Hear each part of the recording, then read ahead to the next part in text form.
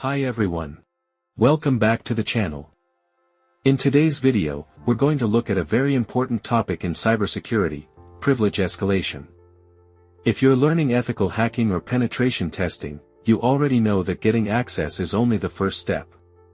The real challenge is moving from a low-privileged user to a higher one, like administrator or system. In this video, I'm going to explain the technique in a very simple way, show you how it works, and walk you through real examples so you can practice it yourself. So grab your notes, relax, and let's get started.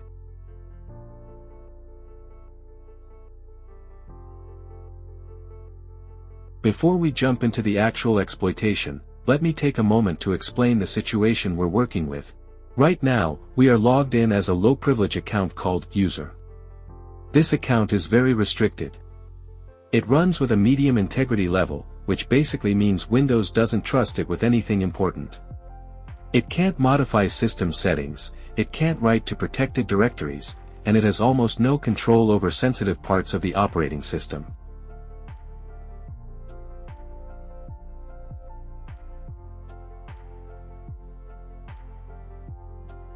On the other side, we have our target, a high-privilege account called admin. This user is a member of the administrators group, which means they have full control over the machine. They can install software, change configurations, manage services, access all files, basically, anything you can imagine. So the objective in this video is very simple: start as the weak user account and find a vulnerability that lets us climb all the way up to admin level. This is the core idea of privilege escalation, taking small, limited access and turning it into full control by abusing mistakes or misconfigurations in the system. Alright, now that the setup is clear and we know exactly what we're trying to achieve, let's move on to the techniques and see how the escalation actually works. Let's move on to one of the most popular tools for Windows privilege escalation, PowerUp. PowerUp is a PowerShell script created by the PowerSploit project on GitHub. It's designed to automatically scan a Windows system and look for common privilege escalation paths. Instead of checking everything manually, PowerUp collects information for you and highlights misconfigurations that a low-privilege user can abuse. With just a single command, it can look for vulnerable services, weak registry permissions, insecure file permissions, unquoted service paths, AlwaysInstallElevated settings, and many other issues that attackers often use to escalate from a normal user to administrator or even system.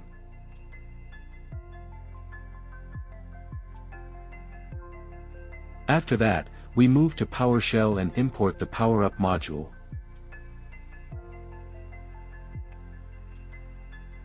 Once it's loaded, we run the main command invoke all checks. This command quickly scans the system and shows us any misconfigurations we can use for privilege escalation. So now that PowerUp is running, let's check the results and see which technique we can use to move from user to admin.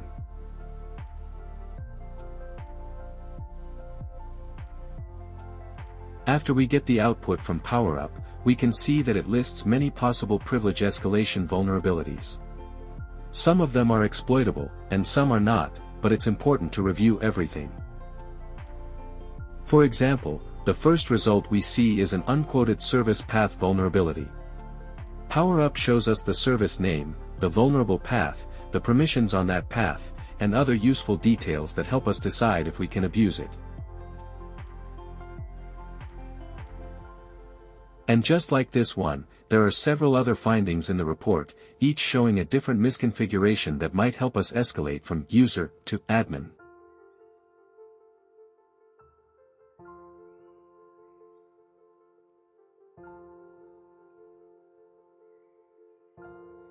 There's also another tool that can do the same type of privilege escalation scanning, but in a more organized and detailed way. It's called PrivescCheck, and you can find it on GitHub. PrivescCheck is a PowerShell script just like PowerUp, but it gives cleaner reports, better categorization, and more in-depth checks. It goes through the system step by step and highlights misconfigurations that a low-privilege user can abuse. So, if you want a more structured and powerful alternative to PowerUp, PrivescCheck is definitely a great tool to use.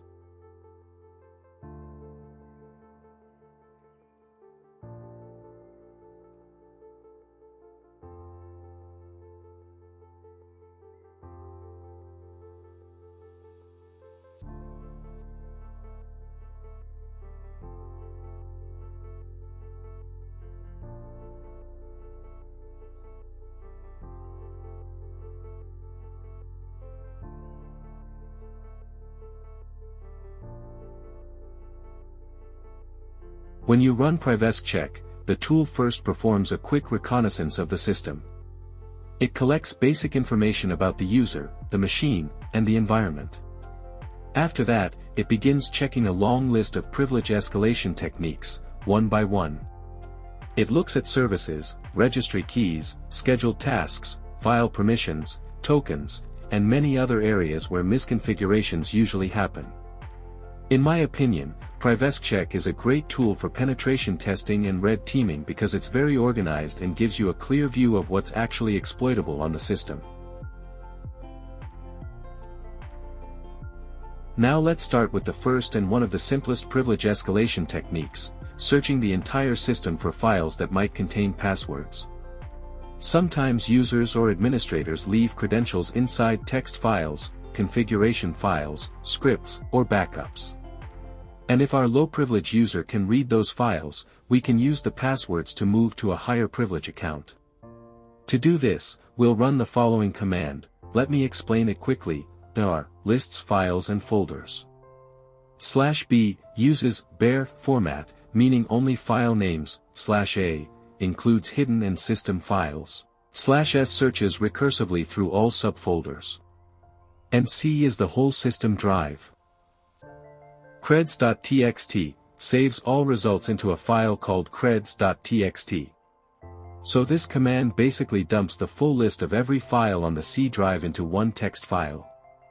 After it finishes, we open creds.txt and search for keywords like password, pass, creds, secret, config, or anything that looks interesting. If we're lucky, we might find a stored password we can reuse for privilege escalation. Alright, let's check the file and see what we can find.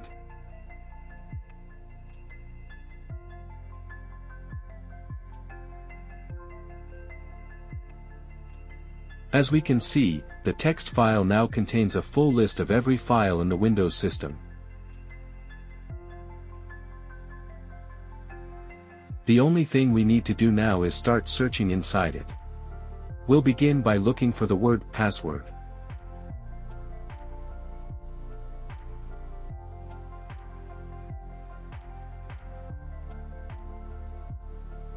When we search for it, we can see a file related to the Microsoft browser, but that's not really interesting for us.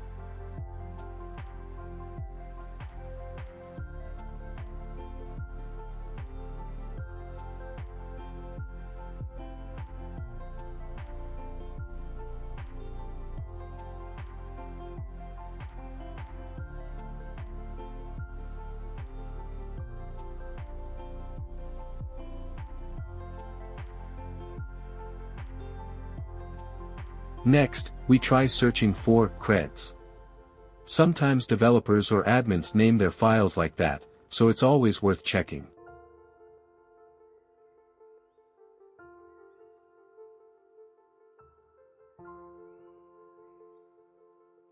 We can also search for the word secret, because many users actually use this name for their important or private files. And here, as we can see, there's a file inside the Documents folder that looks much more interesting. When we open it, we discover that the user actually stored the admin password inside their account. This is a great example of a simple but very effective privilege escalation. With this password, we can now open a command prompt as admin, log into an RDP session as admin, or do many other malicious actions depending on our goal. So this technique looks simple, but in real environments, it can give you full control of the system with almost no effort. Alright, now let's move on to the next privilege escalation technique, which is related to unattended installation files. Before we talk about how to exploit it, we first need to understand what an unattended file actually is. An unattended file, also called unattended.xml, is an XML configuration file used during Windows installation or deployment to automate the setup process. It contains answers to all questions that Windows normally asks during installation, such as computer name, administrator password, domain join information, user accounts, and more. So in simple terms, this file is used by system administrators to make Windows install automatically without asking anything. Because it stores these answers, it can also contain sensitive information, like the local administrator password or domain details. If this file is left on the machine after installation, and our low-privilege user can read it, then we might be able to extract the admin password directly from it, which means instant privilege escalation. Alright, now that we know what the unattended file is, let's check where it's usually located and see if we can find it on this system. Now we're going to try our luck and check if our low-privilege user has permission to read the content of the unattended.xml file. And as we can see, we do have access to it. Once we open the file, we can immediately spot the sensitive information inside. And in this case, we actually find the admin password stored in plain text. This means we can now use that password to log in as the admin user, open an elevated command prompt, or perform any high-privilege action we want. So again, a simple misconfiguration leads directly to full privilege escalation. Now we're going to check another privilege escalation technique, Windows Credential Manager. Before we use it, let's quickly explain what it is. It is a built-in feature in Windows that stores usernames and passwords for apps, websites, and network resources. Its job is to save your credentials securely, so you don't need to type them every time you connect to something, like a shared folder or a website. It is a part of Windows security and helps make logging in faster and easier. So basically, Windows Credential Manager saves credentials for the current user. But if the user has stored an admin password in there, and our low-privilege account can access it, then we might be able to extract it and escalate our privileges. To interact with Credential Manager, we're going to use a built-in tool called CMD key. This tool lets us list saved credentials, create new ones, or delete them.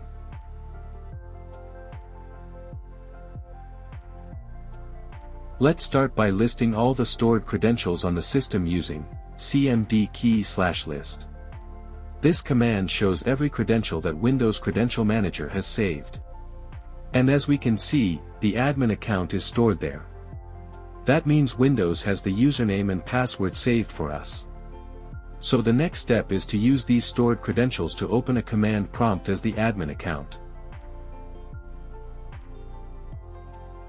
And as you can see, a new CMD window opens and it's running under the admin user. But there's something important here. Even though we are using the admin account, our integrity level is still medium. This happens because we launched the new command prompt from a low-privilege session. Windows keeps the same integrity level unless we go through an elevation process like UAC. So even if the account is admin, the integrity stays medium if we didn't go through the proper elevation path. In simple words, we are admin, but without full admin power yet. We need to find a way to elevate that session to high integrity or system to get full control. Alright, let's move on to another technique. This one works almost like a keylogger, and it can help us capture the password of any user on the system if they're not paying attention. The idea is very simple. We run a small command in the CMD, and it will create a pop-up window asking the user to enter their password. Many users think it's a normal Windows prompt, so they just type it without checking. And the moment they type their password, it gets sent directly back to our CMD window. So even if we're still a low-privilege user, we can use social engineering plus a fake prompt to trick another user, including an admin, into giving us their password. It's a very quick and effective privilege escalation method when the user isn't careful.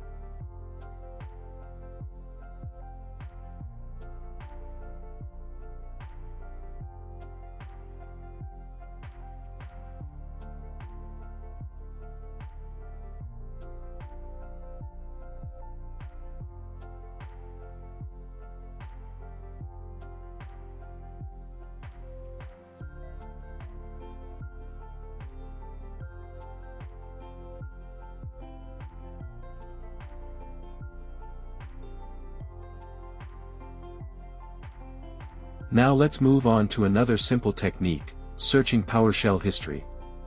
Every user on Windows has their own PowerShell history file. This file stores the commands they typed before, things like scripts, commands, paths, and sometimes even sensitive information.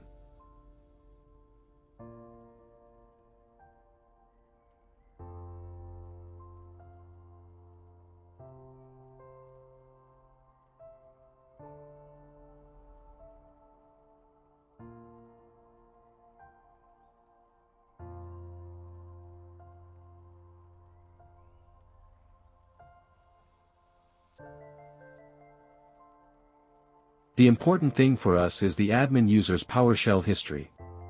If our low-privilege user account has permission to read this file, then we can view the entire PowerShell command history of the admin account. And in many real cases, admins accidentally type credentials directly into PowerShell, maybe to test something or to quickly run a command.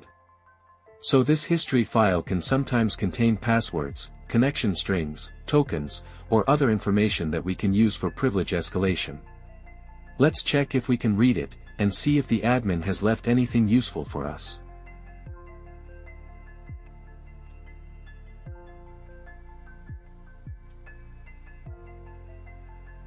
As we can see, we found that the admin used his password to connect to a shared folder over the network. This kind of information is extremely valuable, because many users reuse the same password in multiple places.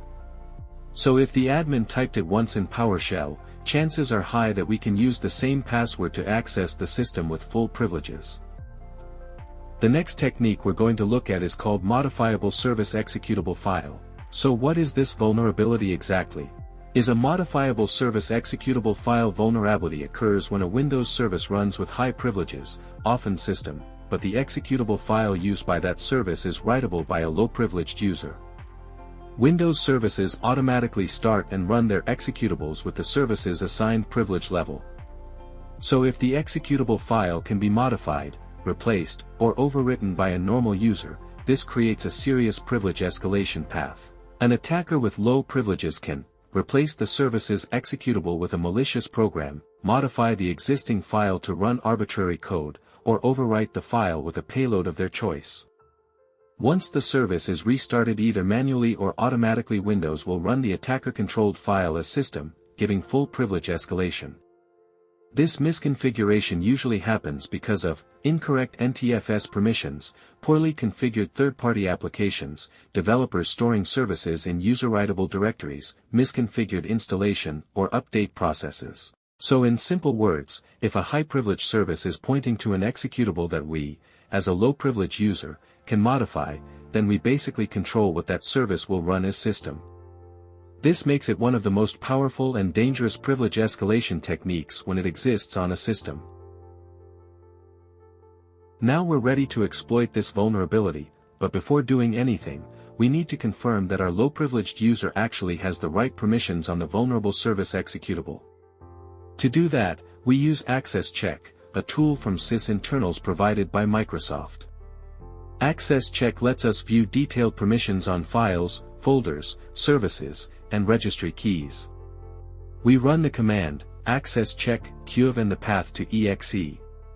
Here's what the flags mean. Q quiet mode, hides extra information. U shows permissions for the current user. V verbose mode, gives more details. W specifically checks for write permissions. So this command shows us whether our low-privilege user can write to the service executable, which is the key to exploiting this technique.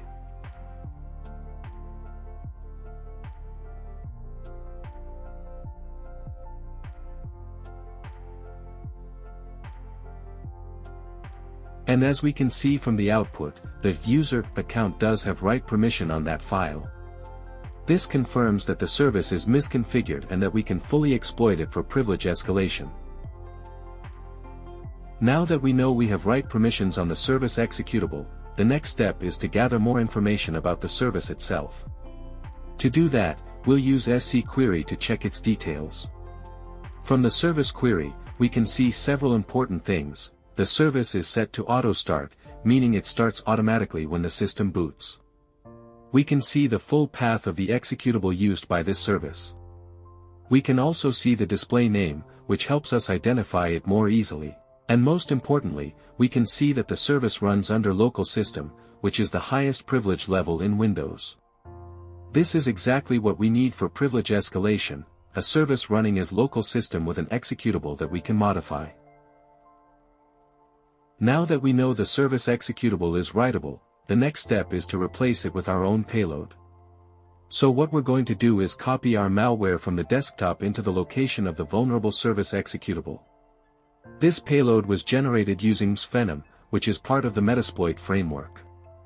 I created it specifically to add our low-privilege account, user, into the administrators group once the service starts. By overriding the original service executable with our malicious one, we make sure that the next time Windows starts this service, it will run our code with local system privileges, the highest privilege level on the machine.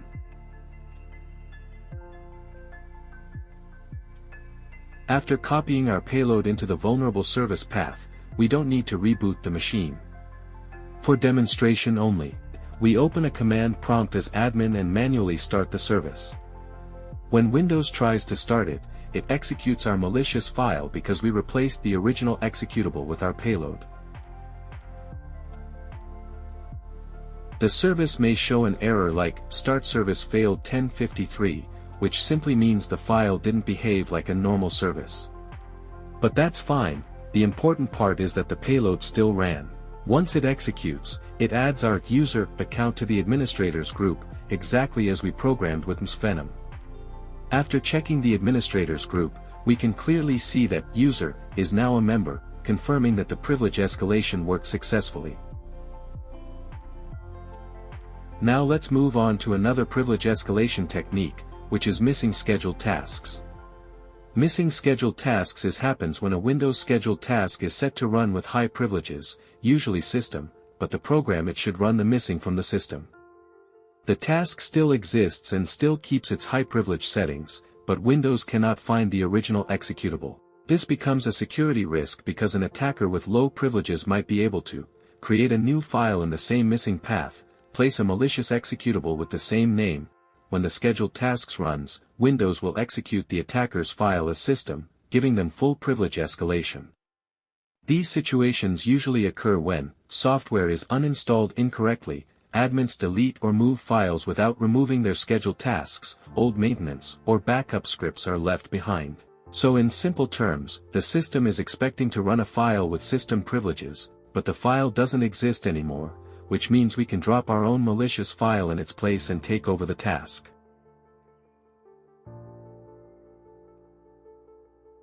Next, we need to check our permissions on the folder where the vulnerable scheduled task should run its executable. And as we can see, our low-privilege user account actually has write permission on that folder, which is exactly what we need for exploitation. Now we just copy our malicious payload into that same folder, using the exact same file name as the missing original executable. This tricks Windows into running our file the next time the scheduled task executes.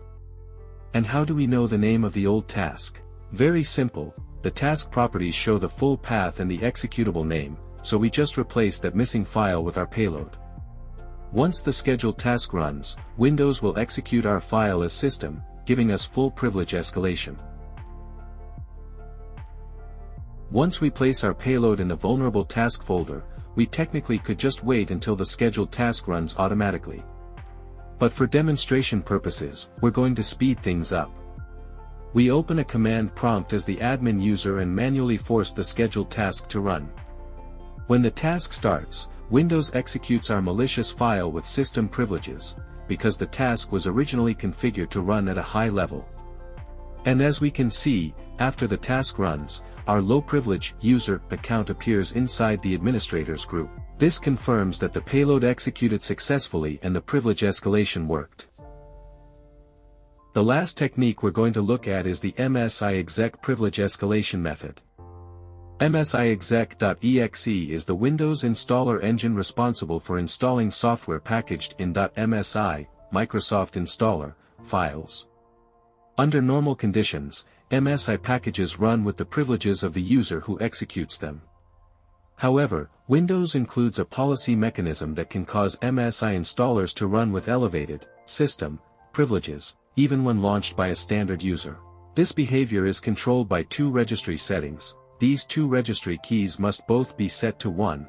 If both registry values are set to 1, Windows allows any MSI file trusted or untrusted to run with elevated permissions. This creates a dangerous misconfiguration. A low-privileger user can execute an MSI package that inherits full administrative or even system rights.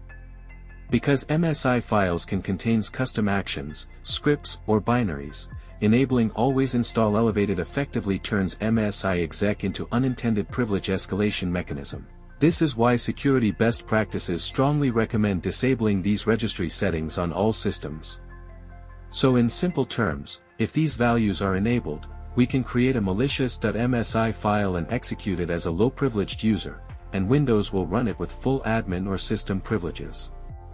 Alright, now let's move to checking if these registry values are enabled on our target system.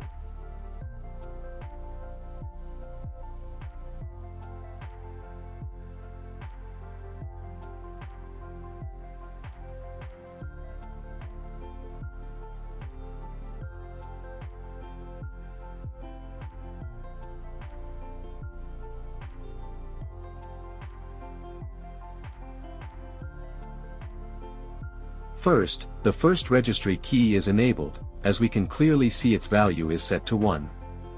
This means the machine-level policy AlwaysInstallElevated is turned on.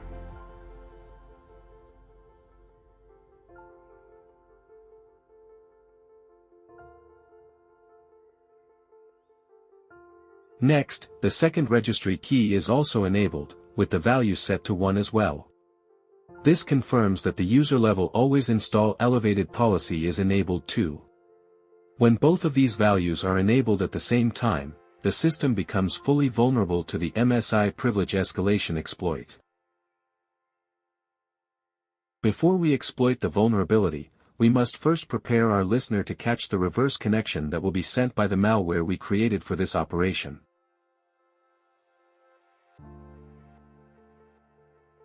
To exploit this vulnerability, we simply need to execute our malicious.msi file using MSI exec in quiet mode, so it runs silently in the background without any user interaction.